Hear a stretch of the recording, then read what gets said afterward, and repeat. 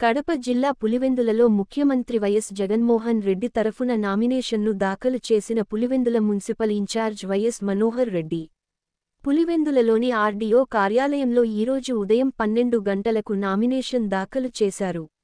ఈ కార్యక్రమంలో municipal chairman Varaprasad మరియు పార్టీ నాయకులు కార్యకర్తలు పాల్గొన్నారు.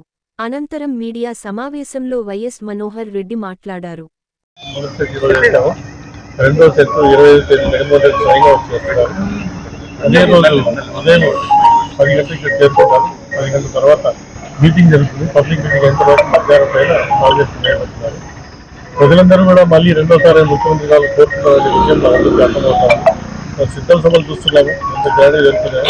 కాబట్టి ప్రజలందరూ కూడా ఆయన వైపు ఉన్నారని ఎందుకంటే సంక్షేమ పథకాలన్నీ కూడా చాలా బాగా జరుగుతున్నాయనే విషయం గమనిస్తున్నారు. కాబట్టి రెండోసారి ముఖ్యమంత్రి గారు న్యాయం ఇచ్చింది.